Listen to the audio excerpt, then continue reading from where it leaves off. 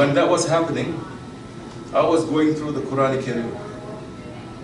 And I was going through the Quran to see which ayah it is that is describing that event that was happening.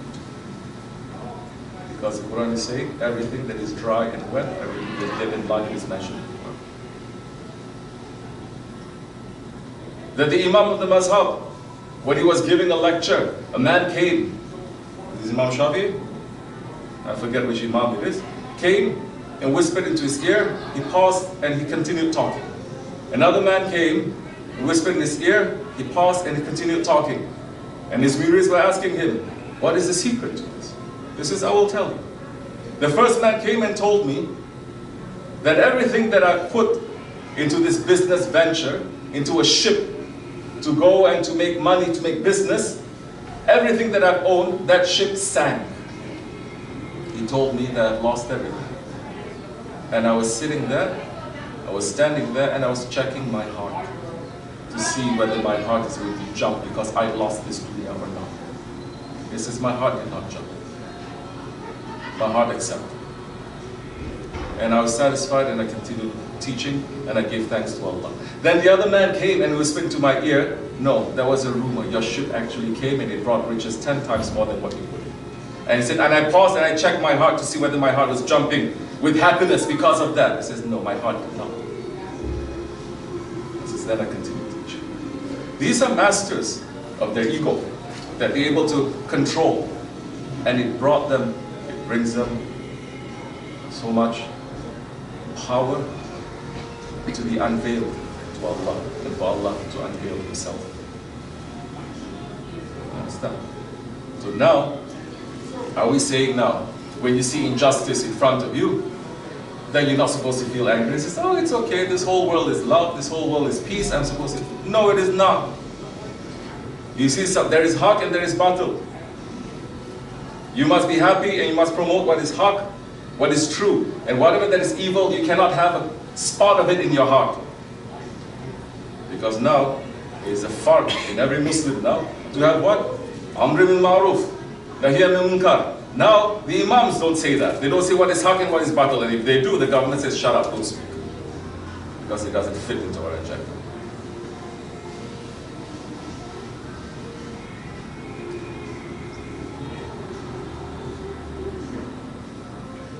So now, to love for the sake of Allah. To lead for the sake of Allah.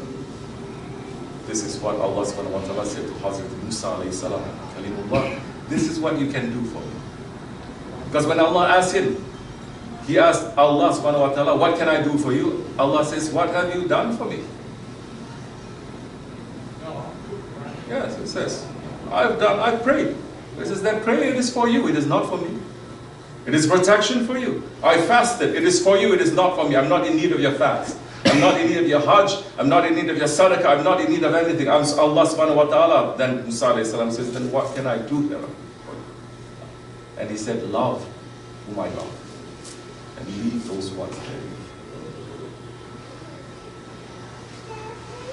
Now, Holy Prophet alayhi salatu wasalam, he was sitting and he was watching everything for 40 years. 40 years. Huh? Not 4 years, 40 years watching everything. Was he happy? No, he was not happy. But that anger against injustice now,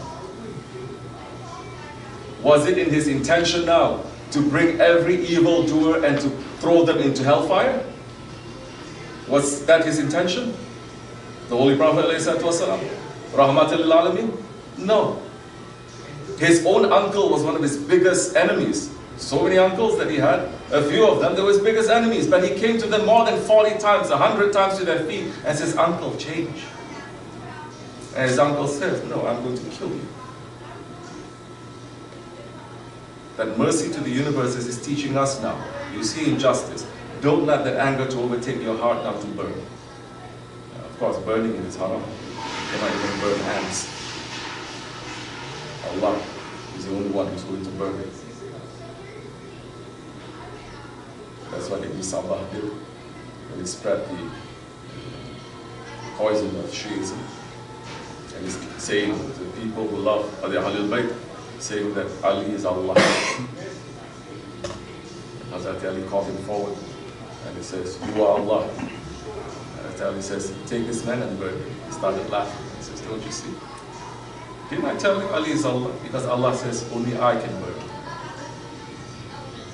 So now, what are we talking about? The tricks and the traps. Hundreds and thousands of the tricks and the traps of the evil. Which is why in the Nakshibendi tariqat, this in reality, this is politics. This is politics. How do I negotiate this? I'm very upset, but this is happening, this person, okay, I shouldn't be upset because it's a young boy. You are negotiating with yourself. This is politics. You're sitting here, a kid comes and then yells at you. Father is sitting over there. You have a right, but now you're starting to work. You're not an animal that just, you're going to say something. You start to think. You start to understand. And you start to weigh everything, and you start to remember, what did the Prophet do, alayhi salatu wasalam? What did the awliya did they do for over 1,000 years? What are they teaching you about this? What is the wisdom that they brought? Then you can understand, you can control the situation, which is yourself. You control yourself. Which is why in the Nakshibendi tariqat, you discover so many of the kings, even as in Indonesia and Malaysia, all their background is Nakshibendi trade. Because to understand, to rule over yourself, you can rule yourself, you can rule an entire nation. You can rule the whole world, because it's the same principles. Oh, so now you're starting to understand what it means to be a ruler. Allah subhanahu wa ta'ala is the ruler.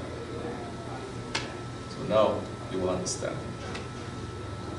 a little that this way is endless. Inshallah, it's just a little bit something.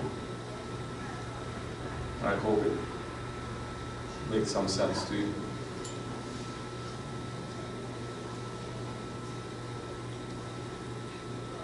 These garlands that we're talking about, for instance,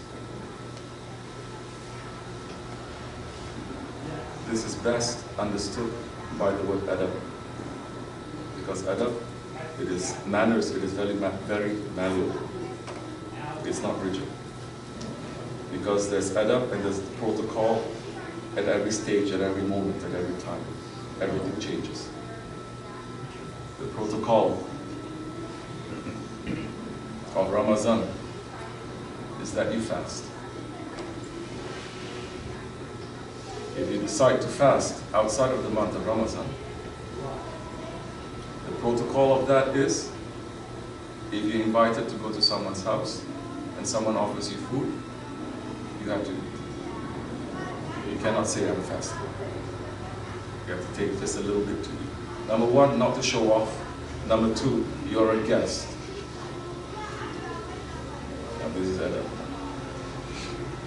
So, to understand, to use what tools, when and how.